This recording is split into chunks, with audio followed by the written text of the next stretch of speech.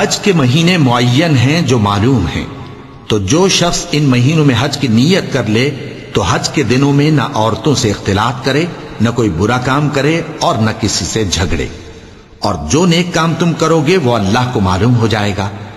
اور زاد راہ یعنی رستے کا خرچ ساتھ لے جاؤ، کیونکہ بہترین زاد راہ پرہیزگاری ہے۔ اور اے اہل عقل، مجھی سے ڈرتے رہو، اس کا تمہیں کچھ گناہ نہیں کہ حج کے دنوں میں بذریعہ تجارت اپنے پروردگار سے روزی طلب کرو۔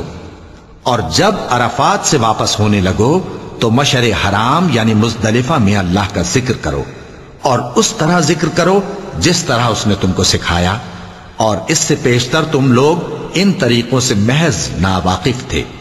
پھر جہاں سے اور لوگ واپس ہوں وہیں سے تم بھی واپس ہو، اور اللہ سے بخشش مانگو، بے شک اللہ بخشنے والا ہے، رحمت کرنے والا ہے۔ پھر جب حج کے تمام ارکان پورے کر چکو تو مینا میں اللہ کو یاد کرو جس طرح اپنے باپ دادا کو یاد کیا کرتے تھے، بلکہ اس سے بھی زیادہ۔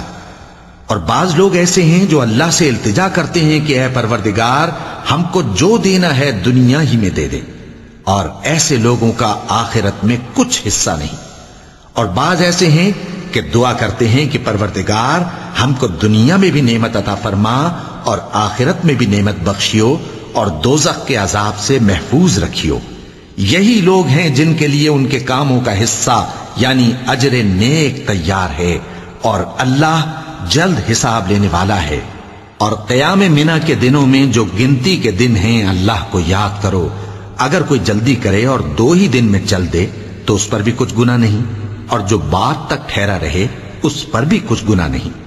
یہ باتیں اس شخص کے لیے ہیں جو اللہ سے ڈرے، اور تم لوگ اللہ سے ڈرتے رہو اور جان رکھو کہ تم سب اس کے پاس جمع کیے جاؤ گے۔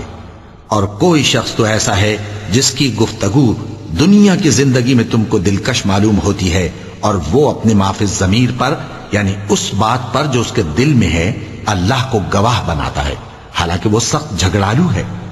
اور جب پیٹ پھیر کر چلا جاتا ہے تو زمین میں دوڑتا پھرتا ہے تاکہ اس میں فتنہ انگیزی کرے اور کھیتی کو برباد اور انسانوں اور حیوانوں کی نسل کو نابود کر دے، اور اللہ فتنہ انگیزی کو پسند نہیں کرتا۔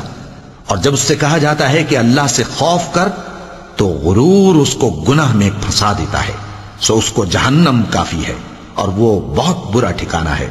اور کوئی شخص ایسا ہے کہ اللہ کی خوشنودی حاصل کرنے کے لیے اپنی جان بیچ ڈالتا ہے، اور اللہ بندوں پر بہت مہربان ہے۔